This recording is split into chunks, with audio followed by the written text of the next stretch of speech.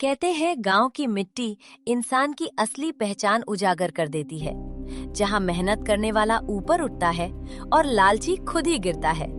ये कहानी है हरिराम की, जो अपने ईमान और बुद्धि से सबको हिला देता है। पूर्वांचल का छोटा सा गांव सरायपुर। खेत सूखे, कुएं खाली, लोग भूख और प्यास से परेशान। हरिराम अपने घर के बाहर बैठा सोचता है, इतनी मेहनत के बाद भी कुछ नहीं।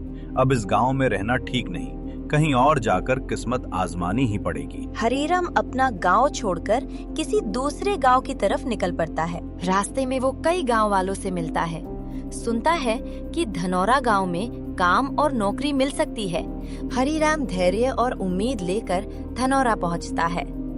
वह बड़े अनाज व्यापारी बनवारी साहू का बड़ा खेत और गोदाम है। साहू जी, मैं मेहनत करने को तैयार हूँ, बस काम मिल जाए और रोटी मिल जाए। देखो बेटा, काम तो है लेकिन आसान नहीं। मेरी 30 गायें, 40 भैंस और गोदाम की रखवाली करनी होगी। तनख्वाह महीने के 300 रुपए और खाना हमारी तरफ से मिलेगा। कम तो मुश्किल है, लेकिन मालिक काम का अच्छा पैसा दे रहे हैं और साथ में 2 वक्त का खाना भी फ्री दे रहे हैं।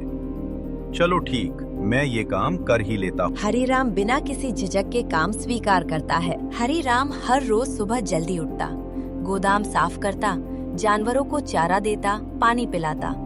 काम में उसका एकदम शुद्ध इरादा है। कई महीनों की मेहनत और ईमानदारी ने साहू को हरिराम पर पूरा भरोसा दिला दिया। एक दिन साहू कहता है, बेटा, अब तुम्हारी तनख्वाह 600 रुपए।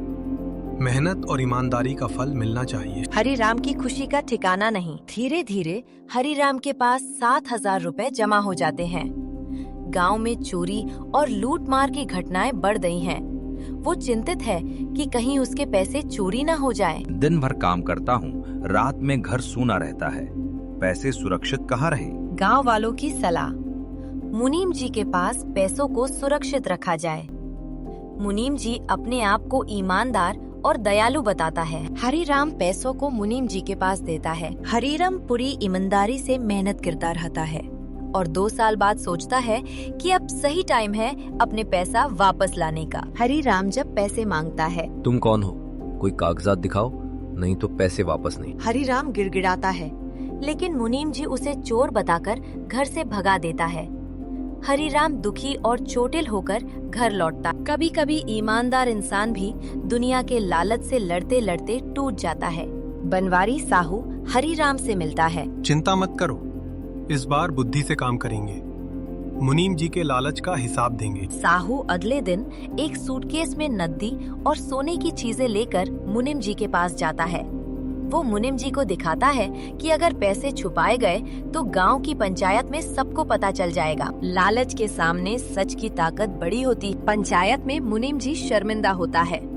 हरिराम के पैसे वापस लौटाए जाते हैं। पंचायत के निर्णय से मुनीम जी को गांव छोड़ना पड़ता है। जो दूसरों की मेहनत खाता है, उसका अंत निश्चित है। हरिराम की मेहनत, बुद्धि और ईमानदारी से सबको सीख मिलती है। हरिराम अब खुद की जमीन खरीदता है। गोदाम और खेत की मेहनत से अब उसका अपना घर और दुकान है। गांव के लोग उसे आदर्श मानते हैं। ईमान और मेहनत से अर्जित सफलता हमेशा स्थायी होती है और लालच अपने ही गड्ढे में गिरता है।